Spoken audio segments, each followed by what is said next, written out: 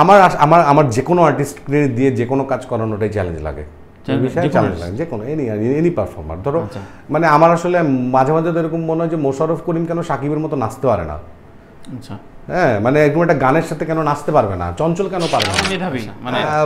আমাদের এখানে মেধার কোনো কমতি নাই, কোনো কমতি নেই, বিশ্বাস করো। শুধু প্রসেস অফ ডিগিং ইজ মানে তোমার এক ধরনের এটা খুঁড়ে বের করতে হয়, মানে খুঁড়ে খুঁড়ে তোমাকে বের করতে হবে, মানে খুঁড়ে খুঁড়ে বের করার শব্দটা হচ্ছে যে তুমি আসল মানুষটাকে চিনতে পারতেছো কিনা। তো যেটা হয় যে একটা মিশ্র কালচারের হওয়ার কারণে এত বড় দেশ এবং কালচারটা বেশি মিশ্র একটা জায়গাতে, যেখানে বাঙালিয়ানাটা আসলে একেবারেই পুঁথিগত জায়গায় আছে ওদেরটা। আর আমাদেরটা আমি মনে করি যে আমাদেরটা যেভাবে আমরা আসলে প্রত্যেকটা ইভেন্টে প্রত্যেকটা জায়গায় আমরা যেভাবে বাংলাকে প্রেজেন্ট করি বা বাংলাটাকে আমরা সামনে নিয়ে আসি, সেই কারণে আমাদের জনপদের গল্প অনেক বেশি চলবে। এই 35-40 কোটি বাঙালির মার্কেট কিন্তু হচ্ছে সিনেমা।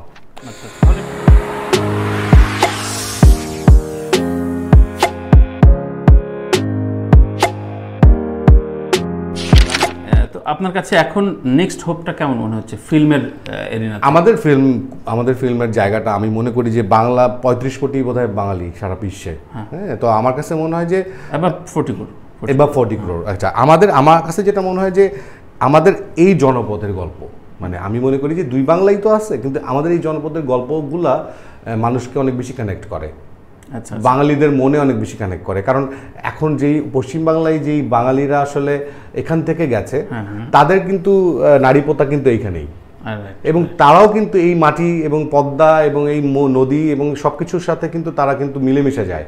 এবং তুমি যদি লাস্ট কয়েকটা কন্টেন্ট কলকাতাতে যেভাবে মানুষজন অনেক পছন্দ করেছে, তাতে আমার কাছে মনে হয়েছে যে আসলে এইখানকার এই জনপদের গল্পটা, কারণ ওই জনপদটা আসলে মিশ্র জনপদ। কলকাতায় গিয়ে তুমি আসলে বাঙালি খুঁজে পাওয়াই তো টাফ, মানে সাউন্ড পাওয়া যায় শুধুমাত্র যে বাংলাটা আসতেছেও, হ্যাঁ কালচারটা। তো যেটা হয় যে একটা মিশ্র কালচারের হওয়ার কারণে এত বড় দেশ এবং কালচারটা বেশি মিশ্র একটা জায়গাতে, যেখানে বাঙালিয়ানাটা আসলে একেবারেই পুঁথিগত জায়গায় আছে ওদেরটা। আর আমাদেরটা আমি মনে করি যে আমাদেরটা যেভাবে আমরা আসলে প্রত্যেকটা ইভেন্টে প্রত্যেকটা জায়গায় আমরা যেভাবে বাংলাকে প্রেজেন্ট করি বা বাংলাটাকে আমরা সামনে নিয়ে আসি, সেই কারণে আমাদের জনপদের গল্প অনেক বেশি চলবে। এই 35-40 কোটি বাঙালির মার্কেট কিন্তু হচ্ছে সিনেমা। আচ্ছা, তাহলে একটু বোকা প্রশ্ন করি। ধরেন আফটার কোভিড আমি একটা স্ট্যাটিস্টিক্স নিয়ে চেপেছিলাম যে প্রাইম, HBO এবং নেটফ্লিক্সে ধরেন ইরানিয়ান তো অনেক রিচ, সাউথ আফ্রিকান বা খুবই রুরাল এরিয়ার আফ্রিকান কিছু কান্ট্রি যেগুলো আমরা নামও শুনি না, ইদানিংকালে দেখছি তারা যেভাবে পিচ করে তাদের ফিল্মটাকে ওই প্ল্যাটফর্মে নিচ্ছে। বাঙালি কোনো ডিরেক্টর এখন অবধি বাংলা গল্প মানে ইংলিশ সাবটাইটেল বা শুধুমাত্র নেটফ্লিক্স অরিজিনাল, আমি বলতে চাচ্ছি না নেটফ্লিক্সে গেলেই আপনি অস্কার পেয়ে যাবেন, সেটা না, কিন্তু ধরেন দেখতে তো ভালো লাগে, বাট ঠিক আছে এগুলো বোধহয় ছবিটা। এই জায়গায় কি কমিউনিকেশন গ্যাপ, নাকি আমাদের সিনেমাটা ওই জায়গায় এখনো পৌঁছায়নি? তারা কিন্তু তাদের রুরাল গল্প নিয়ে যাচ্ছে, আপনি যেটা বলেন আপনাদের গল্পটা এখন রিচ হচ্ছে। তো এটা তো ইন্টারন্যাশনাল প্ল্যাটফর্মে আমরা এখন 4 বছর হয়ে গেল দেখি নেই, সামনে হয়তো আসবে, দেখতে পাবো সামনে। আমি তোমাকে বলি, সেটা হচ্ছে যে তুমি যেটা বললা যে আসলে এটা আসলে লিয়াজো বা তোমার কমিউনিকেশনের জায়গা থেকে হয়নি। আমি মনে করি ম্যাক্সিমাম ইন্টারন্যাশনাল প্ল্যাটফর্ম আমরা মেধাবী, মানে আমাদের এখানে মেধার কোনো কমতি নাই, কোনো কমতি নেই, বিশ্বাস করো। শুধু প্রসেস অফ ডিগিং ইজ মানে তোমার এক ধরনের এটা খুঁড়ে বের করতে হয়, মানে খুঁড়ে খুঁড়ে তোমাকে বের করতে হবে, মানে খুঁড়ে খুঁড়ে বের করার শব্দটা হচ্ছে যে তুমি আসল মানুষটাকে চিনতে পারতেছো কিনা। সেইটা আসলে এই প্রসেসের মধ্যে এখনো পড়ে না। যারা পড়ে যায় তারা তো তোমার দেখতেই পাই আমি সামনে কোনো। তবে আমার কাছে মনে হয় যে মানে ম্যাক্সিমাম ইন্টারন্যাশনাল প্ল্যাটফর্মের আসলে যারা ভেন্ডরশিপ বলি আমরা, মানে যারা আসলে কাজটা করবে অথরিটি, সেটা আসলে আমার কাছে মনে হয় যে একটু ইন্ডিয়া কেন্দ্রিক পুরোটাই। মানে ভারত থেকে আসলে আমরা এখন পর্যন্ত নেটফ্লিক্স প্রাইমকে আমরা রিচ করতে পারি না। তো আমাদের এখানে যখন ওরা আসবে, যারা মনে করে যে আমাদের এখানে ব্যবসা করলে, ওরা লগ্নি করলে এখান থেকে কিছু একটা করতে পারবে, আমার মনে হয় আমরাও রিচ করতে পারবো। দুদুল ভাই, নেটফ্লিক্স হচ্ছে 2020-এ 66 করোড় বাংলাদেশি সাবস্ক্রিপশন থেকে নিছে, পরের বছর কমেছে সেটাও 53 কোটি। এগুলো একদম স্ট্যাটিস্টিক্স না, হ্যাঁ জানি আমি। তো এটা তো মানে খুব কম অ্যামাউন্ট না বাংলাদেশি সাবস্ক্রিপশন। হ্যাঁ, এখন ও মনে করে না হয়তোবা তখনও যে বাংলাদেশিরা আসলে বাংলাদেশি কন্টেন্ট দেখেই টাকাটা দিচ্ছে। ও তো জানে যে এখানে বাংলাদেশি কন্টেন্ট না থাকার পরেও তো আমি 60 কোটি নিচ্ছি। দ্যাটস ওয়াই আসলে ওর রিসার্চের জায়গায় তো কোনো প্রবলেম নাই। আর আমার কাছে মনে হয় যে মানে যেভাবে হইচই এখানে কাজ করতেছে, এরা আসলে এদের জায়গা থেকে যেভাবে কন্টেন্ট নার্সিং করতেছে, এখান থেকে কন্টেন্ট বাছাই করে নিয়ে ওরা দেখাচ্ছে, আমার ধারণা যে অন্য প্ল্যাটফর্মগুলোও এক সময় না এক সময় আমার ধারণা যে এখানে ঢুকে যাবে। ফাইন। আর একটা বোকা বোকা প্রশ্ন করি, সেটা হচ্ছে বাংলাদেশি নির্মাতা আপনারা যারা খুব মেধাবী, খুব ইউনিক গল্প বলেন, তাদের প্রডিউসার কন্টিনিউটি থাকে না কেন? একটা ছবির পর সে প্রডিউসার ভেঙে যায় কেন? ভেঙে যায় কি আসলে, মানে আমরা দিব্য দৃষ্টিতে দেখি যে আচ্ছা গ্রের সাথে কাজটা আর হলো না, পরবর্তীতে বারবার বলছে লস খাইছি, অমুক খাইছি, তমুক খাইছি, অমিতাভ রেজার মতো নির্মাতা আমরা দেখি। মানে এরকম অনেকগুলো উদাহরণ দেওয়া যাবে যে মানে খুব একটা দুই একটা প্রডিউসার ছাড়া সেটা কন্টিনিউ থাকে না, হয় না কোনোভাবে। আচ্ছা, এটা খুব সত্য কথা বলছো তুমি, কিন্তু এটা হয় কি যে তুমি গ্রের কথা বলতেছো, গ্রে কি সিনেমা প্রডিউস আয়নাবাজির পর আর করেনি বা করেছে কি, এরকম কিছু একটা কি আমি জানি না আসলে, আমার ধারণা না। আমি ওই দুজনা মেলবন্ধন। আচ্ছা আচ্ছা, কিন্তু আমার কাছে কি মনে হয় জানো, মানে আমার কাছে এটা আমাদের আসলে ওই ফিল্ম প্রডিউসারশিপ যেটা চলচ্চিত্র পরিচালন বা প্রযোজনা, সেই তোমার মনে করো যে সেই 90s আগে তুমি প্রত্যেকটা হাউসের নাম বলতে পারবা, স্বরলিপি, রাজলক্ষ্মী, মানে কটা নাম একদম মানে অন্যরকম, মানে কিন্তু সেই রকম প্রডিউসারশিপও তো তৈরি হয় নাই, মানে হয়নি। তুমি তো দেখো তুমি কোথায় আছে, একটা জ্যাজ মাল্টিমিডিয়া ছাড়া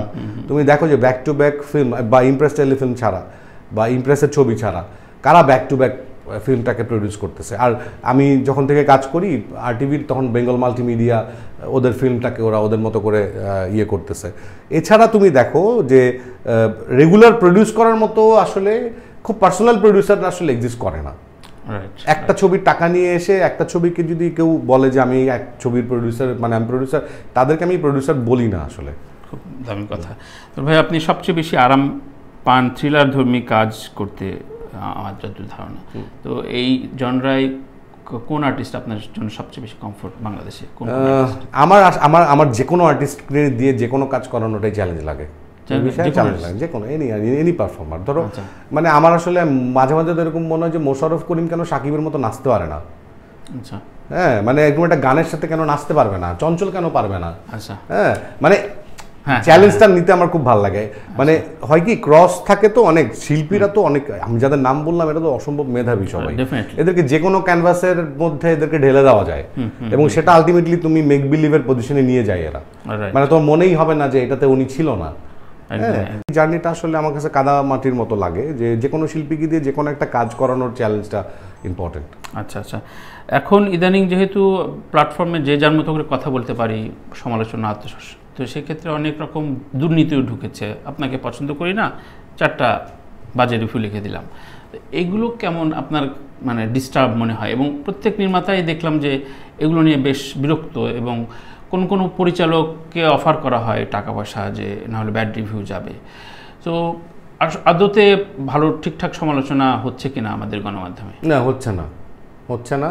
এবং যারা ধরো এখন এটার সাথে রিচটা অনেক রিলেটেড হয়ে গেছে। মানে আগে যেমন ধরো একটা ফিল্ম ক্রিটিক চিত্রালিতে একটা লেখা মানে হচ্ছে, যদি সে লেখে যে নায়ক অসাধারণ অভিনয়, তাহলে নায়কের ক্যারিয়ার মনে করো যে সেই জায়গায় চলে যেত। সেই সাংবাদিকের সেই রিভিউ তার এখন হয় না। এখন কি হয়, এখন ধরো কারো একটা পেজ আছে, সেই পেজটাতে সে মনে করো যে লেখালেখি করে, সে কয়েকটা হলিউড ছবি, কোরিয়ান ছবি এগুলো নিয়ে সে লেখালেখি করছে, 4টা-5টা ইংলিশ বলে, ওইখানে বলার কারণে যেটা হয় যে মানুষের ইমপ্রেশন, আচ্ছা এই তো ভালো জানে, এই তো ভালো বুঝে। এরকম বহুত আছে যে তোমার বাইরের রিভিউটাকে জাস্ট ইংলিশটাকে বাংলায় ট্রান্সফার করে লিখে দিছে, এরকম বহুত আছে।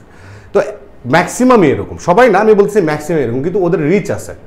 ধরো হয়তো বা 3 লাখ ফলোয়ার্স আছে ওর, বা ধরো 2 লাখ আছে, বা ধরো 50,000ই আছে, সেটা ও যখন লিখে তখন কিন্তু এটা চলে যায় সবার কাছে। তুমি দেখবা আগে সালতান তোমার পত্র পত্রিকাতে যে বছরের সেরা কাজ, বছরের সেরা পরিচালক, বা বছরের সেরা কোনটা নাটক, সিনেমা, হান, এগুলো কিন্তু পত্রিকাতে সাংবাদিকরা করতো। মানে সাংবাদিক মানে কি, এরা হচ্ছে গিয়ে সারা বছরকে জাজ করে করতো। এখন এই অথরিটি তো সবার, ওইটাই বললাম যে সবার এটা অথরিটি। আর এই বছরের সবচেয়ে সেরা সিনেমা দেখতেছি সবাই ফেসবুকে দেওয়া শুরু করছে, বেস্ট ওটিটি বছরের সেরা ওরাই দিচ্ছে। তো আমি আসলে হাস্যকর লাগে আমার কাছে।